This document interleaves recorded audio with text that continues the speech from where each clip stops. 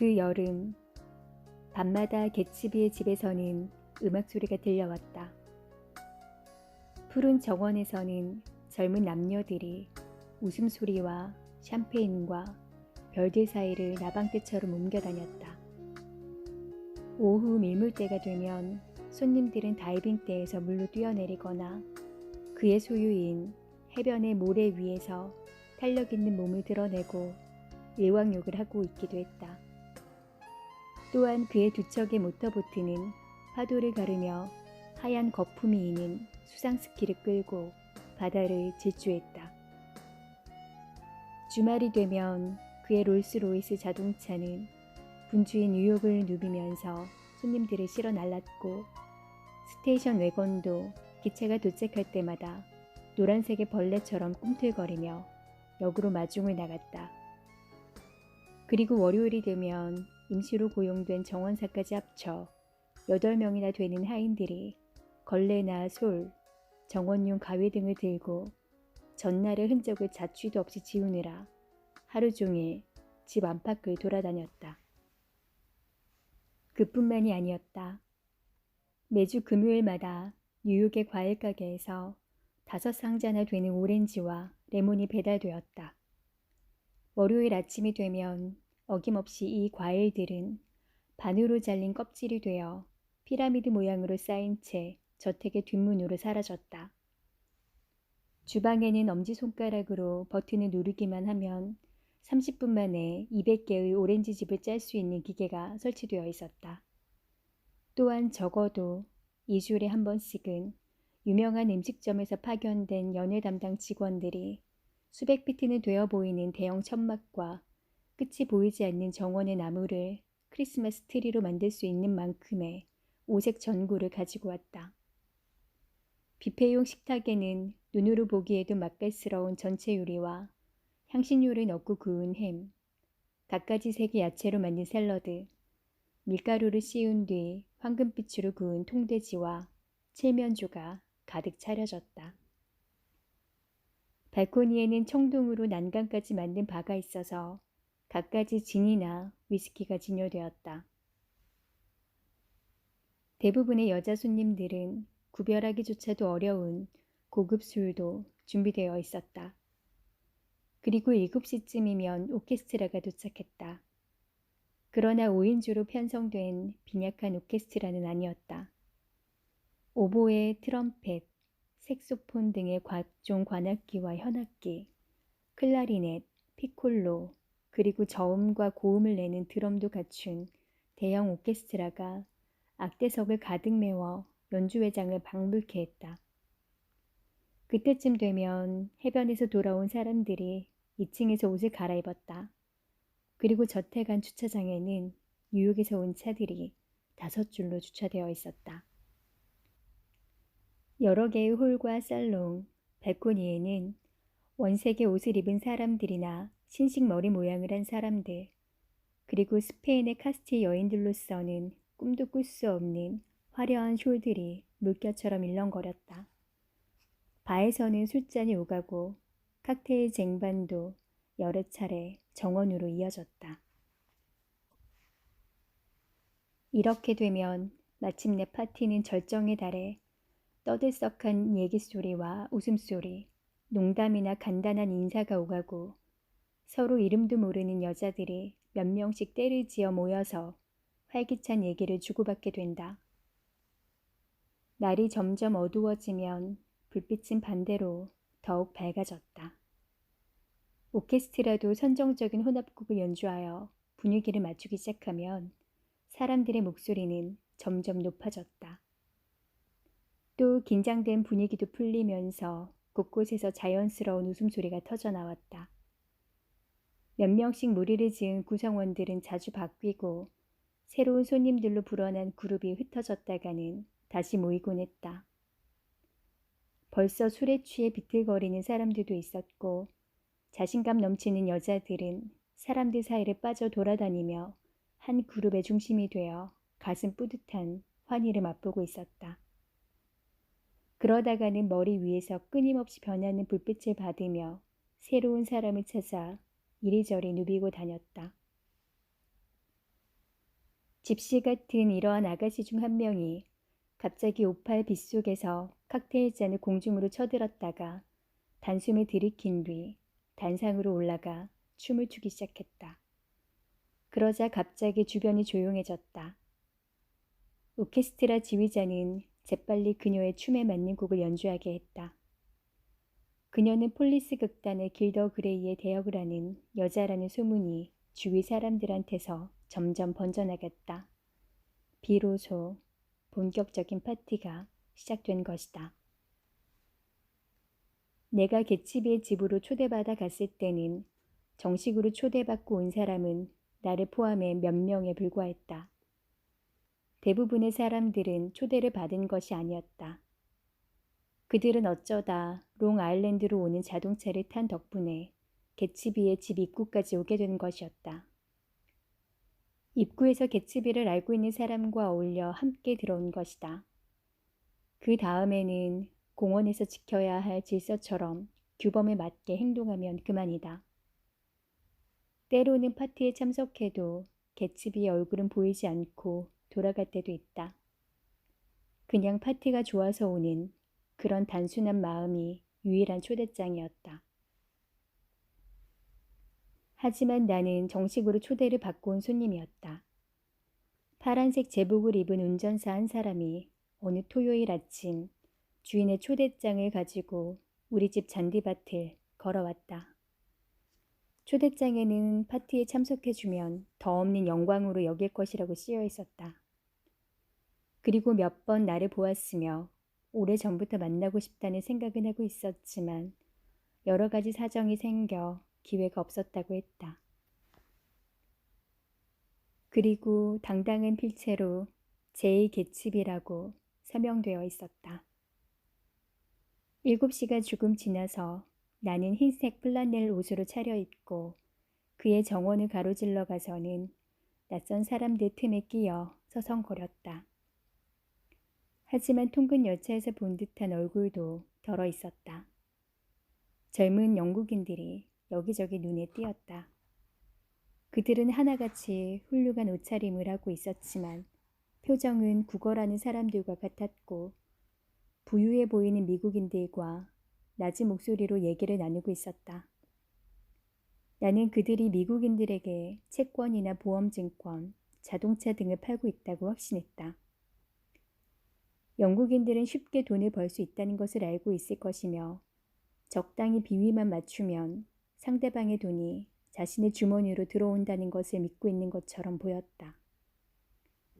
나는 그곳에 도착하자마자 개츠비를 찾으려고 두리번거렸다. 몇몇 사람들에게 개츠비가 어디 있느냐고 물어보았지만 모두 놀란 표정으로 빤히 쳐다보기만 할 뿐 그런 건 모른다는 표정이었다.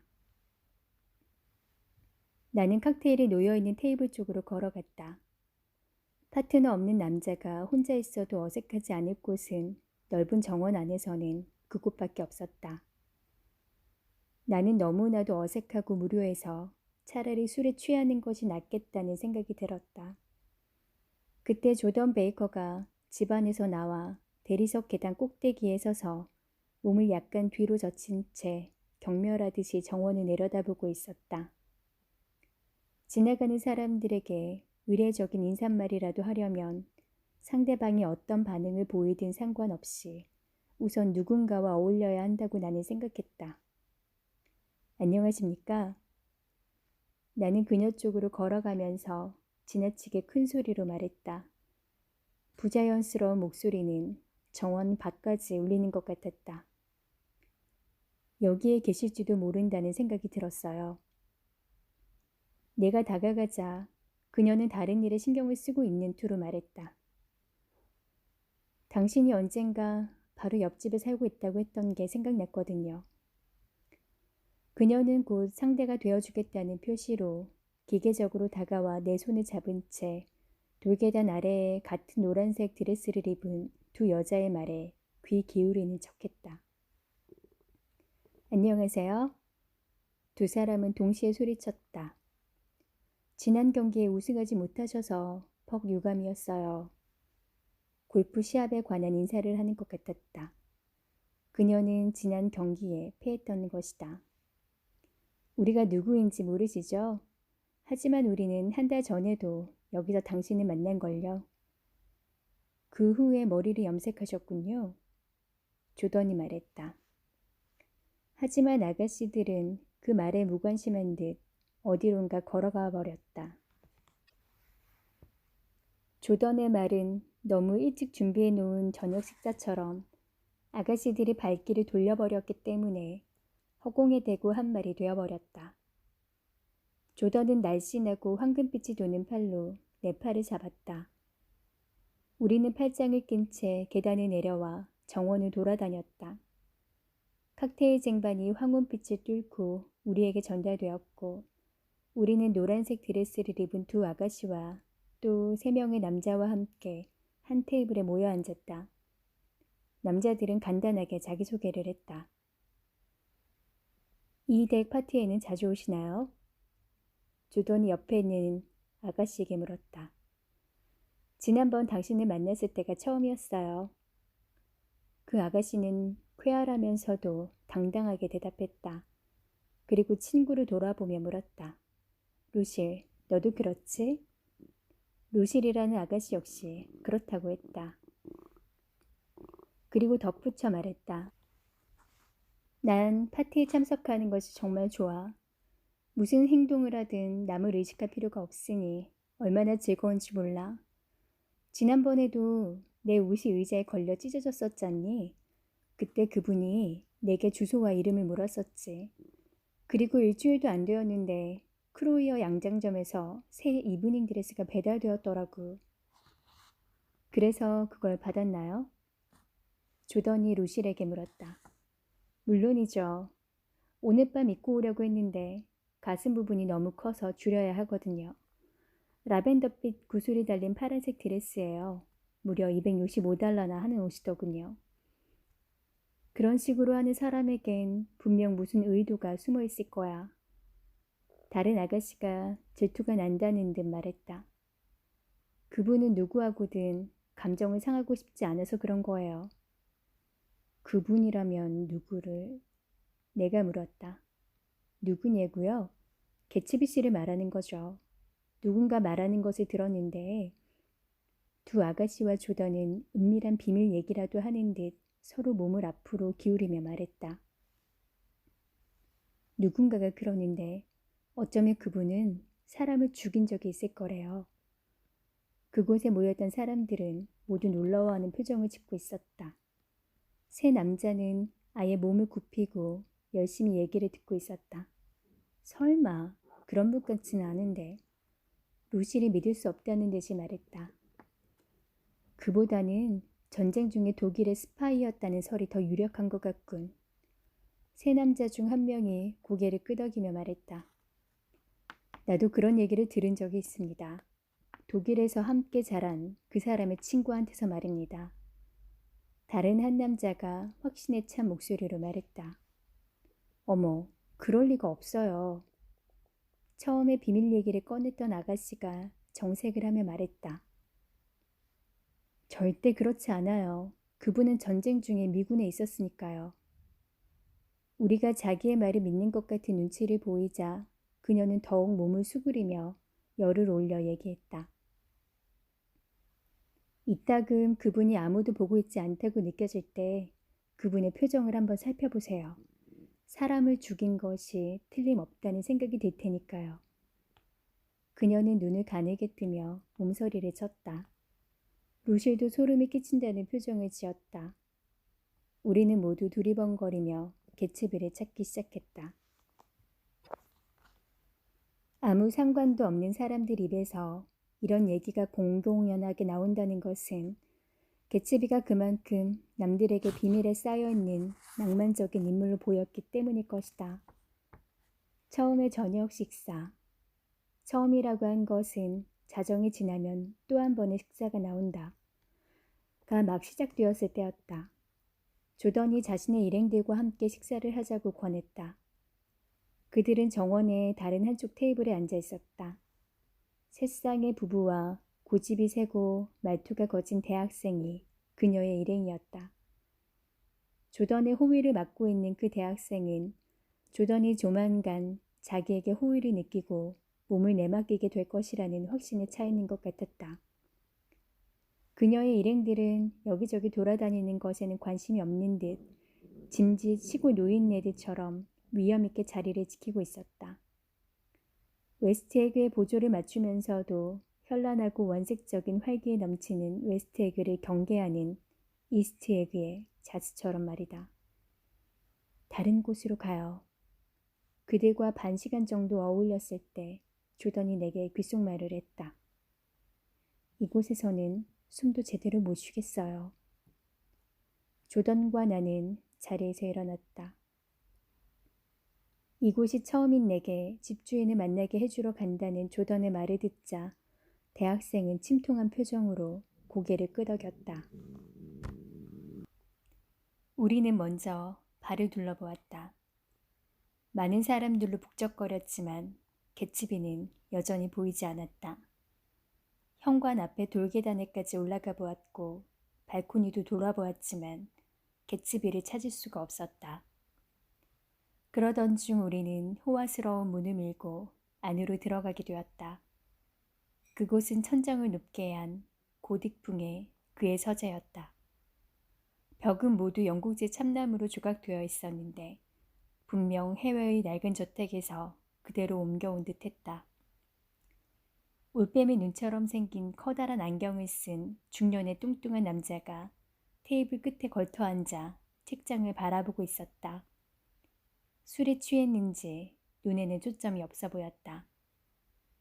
우리가 안으로 들어서자 그는 당황한 듯 몸을 돌려 조던을 위아래로 훑어보았다. 어떻게 생각하시오? 그가 느닷없이 우리를 향해 물었다. 뭘 말입니까? 그는 책장을 가리켰다. 저것들 말이오. 하긴 당신들에게 확인시킬 것까지도 없지. 내가 이미 살펴보았으니까. 저 책들은 전부 진짜요. 책을 말씀하시는 겁니까? 그가 고개를 끄덕였다. 그렇소.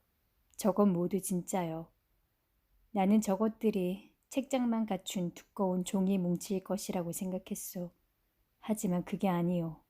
들춰보니 모두 진짜였단 말이오. 자, 내가 보여주겠소. 우리가 의아해하는 것이 당연하다고 믿는 그는 책장으로 달려가 스토더드의 강의록 제1권을 들고 왔다. 자, 보시오. 그는 의기양양하게 소리쳤다. 이건 인쇄물의 진본이요. 이게 날 놀리다니. 이 집주인은 벨라스코 같은 사람이요. 대단한 사람이야. 완벽해. 리얼리즘의 극치야. 어디서 멈추어야 하는지도 정확히 알고 있어. 떨어져 나간 페이지도 없었으니까. 그런데 이곳엔 무슨 일로 오셨소? 뭘 원하시길래? 그는 황급히 내 손에서 책을 낚아채더니 한 권이라도 빠지면 책장이 무너질 위험이 있다고 중얼거리며 제자리에다 급히 꽂았다. 당신들은 누굴 따라온 거죠? 그가 따지듯 물었다. 아니면 직접 초대를 받고 온 건가? 나는 누굴 따라왔지. 여기 온 대부분의 사람들이 그렇듯이. 주던은 아무 말도 하지 않고 흥미로운 표정을 지으며 그를 바라보고 있었다. 난 루즈벨트라는 여자를 따라왔소. 클로드 루즈벨트 부인 말이요. 당신들도 그 여자를 아는지 모르겠지만 어젯밤 어디에선가 그 부인을 만났소. 난 죽어 취해 있었어요. 서재에 앉아있으면 술이 좀 깰까 하고 있었던 거요. 그래서 술이 좀 깨셨나요? 좀 깬 것도 같지만 잘 모르겠소. 1시간밖에 안 되었으니까. 참, 저 책에 관한 얘기를 내가 했던가? 저 책들은 말이야. 전부 진짜야. 아까 말씀하셨어요. 우리는 그와 정중하게 악수를 나눈 뒤 밖으로 나왔다. 정원의 천막 안에서는 춤이 벌어지고 있었다. 나이 든 남자들은 아가씨들을 뒤로 밀어내며 어색하게 빙빙 돌고 있었고 춤을 잘 추는 쌍들은 세련되고 우아한 자세로 부둥켜 안고 구석 쪽에서 춤을 추고 있었다. 파트너가 없는 여자들은 혼자서 춤을 추거나 악사드 대신 벤조나 타악기를 연주하기도 했다. 한밤중이 되자 분위기는 더욱 무르익었다. 유명한 테너 가수가 이탈리아어로 노래를 부르면 인기 있는 콘트랄토 가수는 재즈곡을 불렀다. 오케스트라가 쉴 때에는 정원 곳곳에서 아마추어들이 장기자랑을 했다. 끊이지 않는 웃음소리가 여름밤 하늘로 솟아올랐다. 무대 위에서는 쌍둥이라고 일컬어지는 두 아가씨가 알고 보니 노란색 드레스를 입은 그 아가씨들이었다.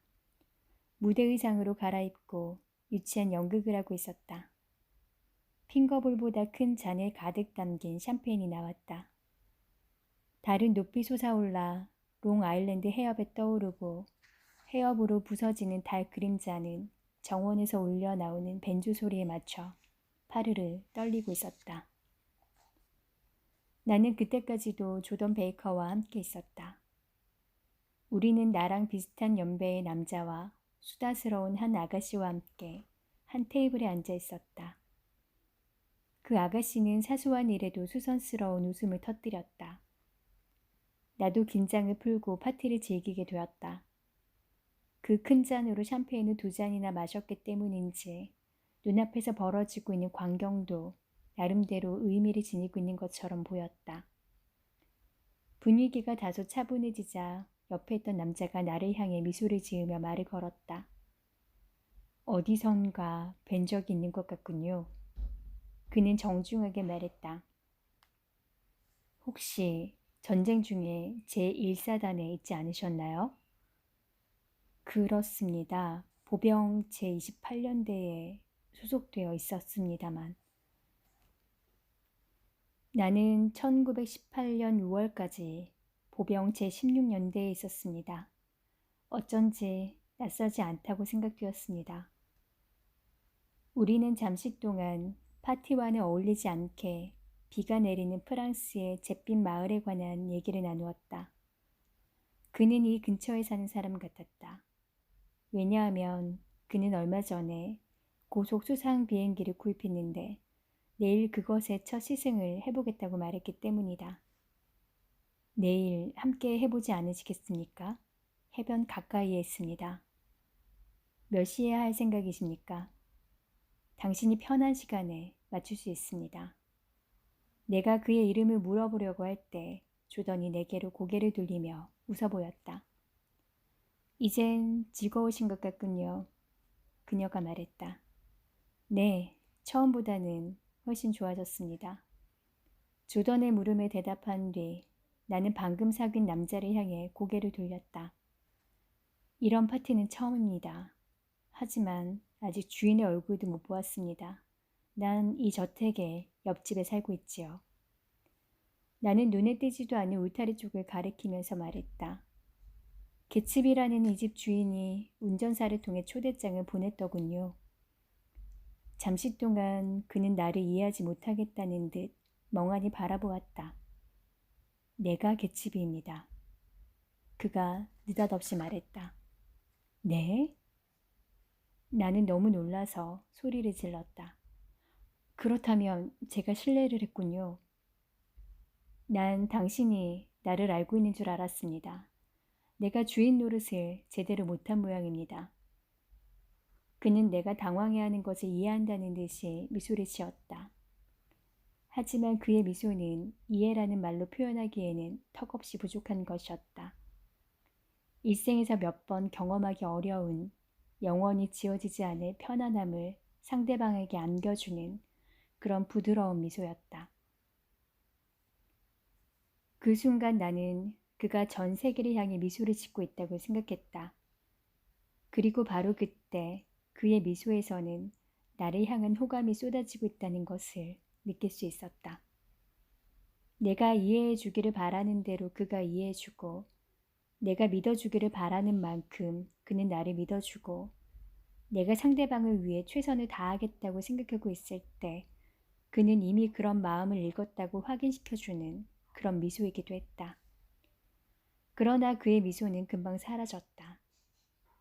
그는 내 옆에 앉아있는 30대 초반의 품이 있는 시골 사람, 아니 좀 더 정확히 말하면 지나치게 격식을 차려 얘기를 하고 있는 남자로 돌아가 있었다.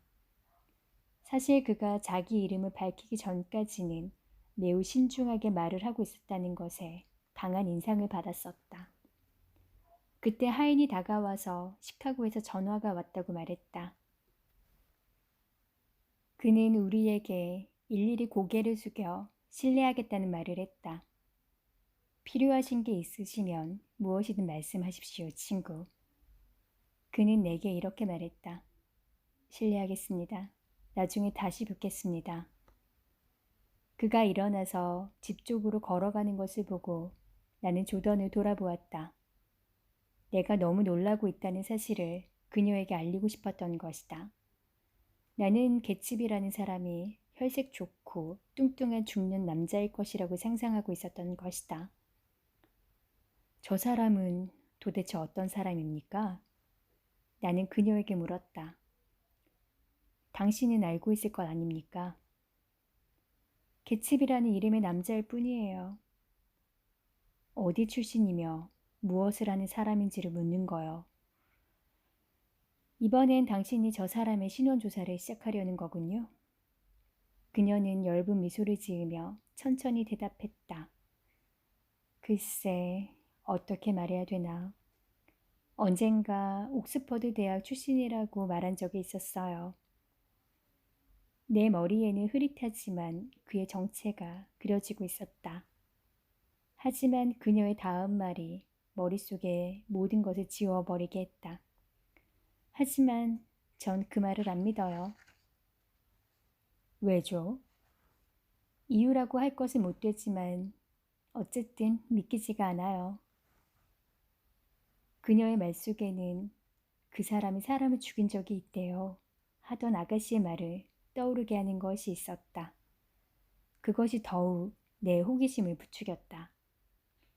그가 차라리 루이지애나의 늪 근처 출신이라든가 뉴욕의 이스트사이드 하류 계층의 사람이라고 했다면 나는 아무런 의심 없이 믿었을 것이다.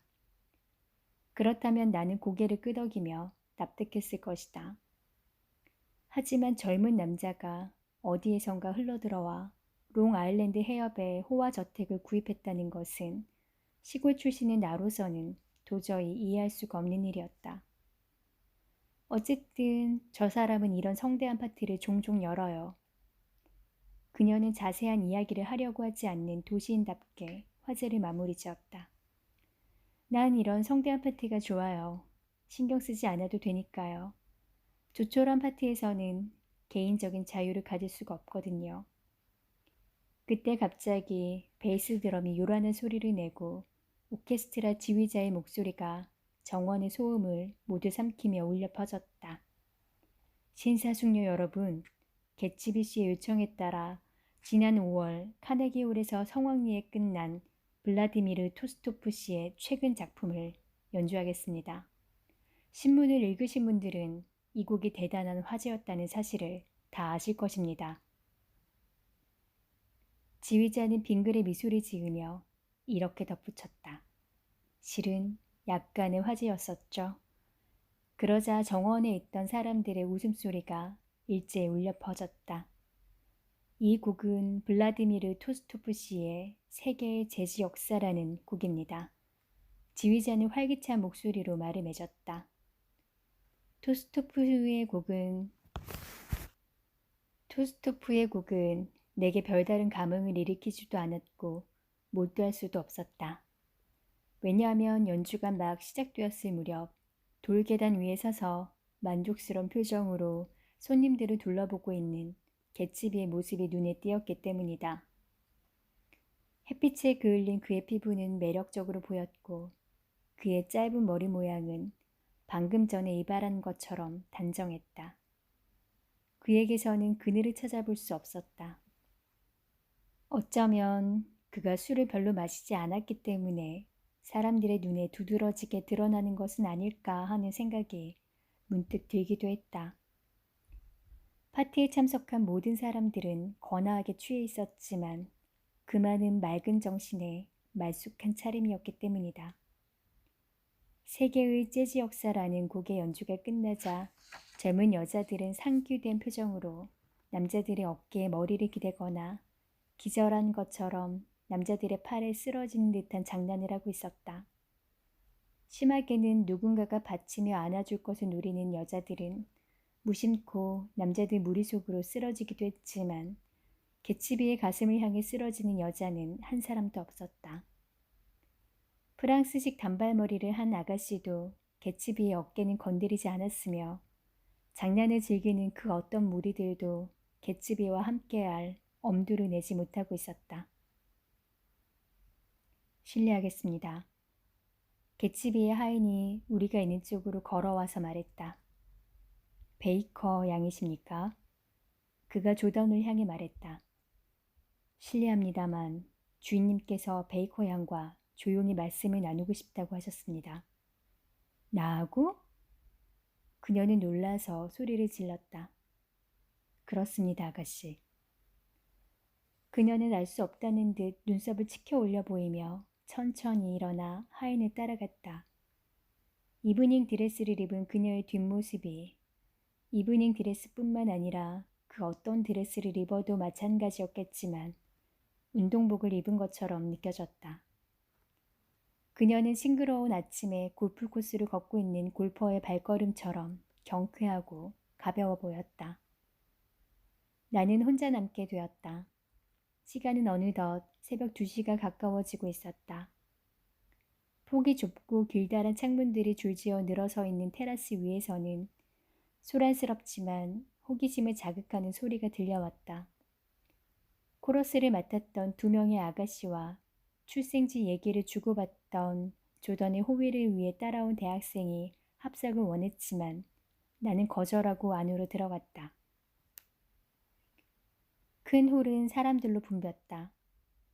노란색 드레스를 입은 아가씨 중 한 명이 피아노를 치고 있었고 그 옆에 어느 유명한 합창단 소속의 빨간 머리를 한 여자가 서서 노래를 부르고 있었다.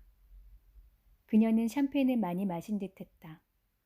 온 세상이 슬픔으로 가득하다는 듯 하염없이 눈물을 흘리면서 노래를 부르고 있었다. 노래라기보다는 차라리 울음에 가까웠다. 노래는 이따금 흐느낌으로 변했다가 또다시 소프라노의 음으로 이어졌다.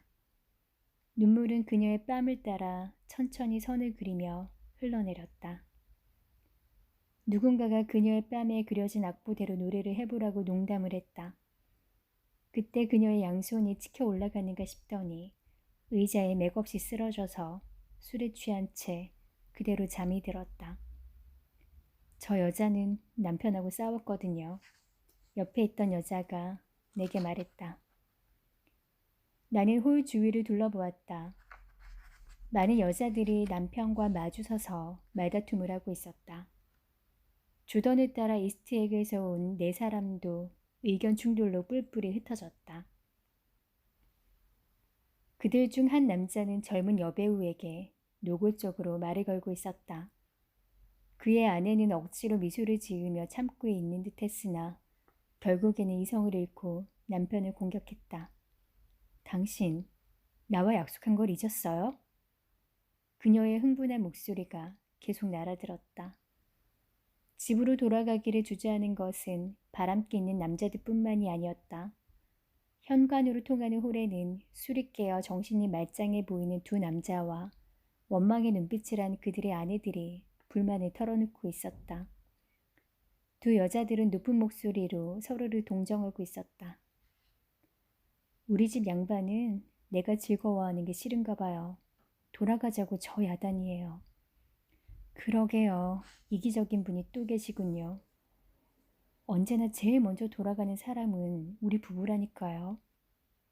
우리도 마찬가지예요. 하지만 오늘 밤은 우리가 거의 마지막 손님인 것 같군요. 그때 한 남자가 여자들의 눈치를 살피며 끼어들었다. 오케스트라도 벌써 30분 전에 돌아갔다고. 이런 아기에 찬 남자들은 믿을 수 없다는데 2 여자들의 의견이 일치했다. 하지만 이러한 실랑이를 벌였음에도 불구하고 두 여자들은 발을 동동 구르며 남편들의 손에 이끌려 어둠 속으로 걸어갔다. 나는 홀에 서서 하인이 모자를 가지고 오기만을 기다리고 있었다. 그때 서재의 문이 열리며 조던 베이커와 개츠비가 나왔다. 그는 그녀에게 무엇인가를 다짐하고 있는 것 같았지만 사람들이 작별 인사를 하려고 그에게 다가가자 그의 그런 진지한 모습은 금세 의례적인 태도로 변했다. 조던의 일행들은 더 이상 못 기다리겠다는 듯이 현관에서 그녀의 이름을 불렀다. 그녀는 서둘러 나와 작별 인사를 했다. 저는 방금 충격적인 얘기를 들었어요. 그녀는 내 귀에 대고 속삭였다. 우리가 저 방에서 얼마나 있었나요? 글쎄요, 1시간쯤 되는 것 같군요. 정말로 충격적인 얘기였어요. 그녀는 꿈을 꾸고 있는 듯한 목소리로 중얼거렸다. 그렇지만 아무에게도 말하지 않기로 약속했는걸요. 그런데 벌써 당신에게 궁금증을 안겨드린 셈이네요. 그녀는 거리낌 없이 내 앞에서 하품을 했다. 저를 만나러 와 주시겠죠? 전화번호부에 시거니 하워드 부인의 전화번호가 있을 거예요. 우리 숙모님이세요. 그녀는 이렇게 말하고 서둘러 일행들 속으로 섞였다. 그녀는 문 앞에서 손을 흔들어 보이며 일행들과 함께 어둠 속으로 사라졌다.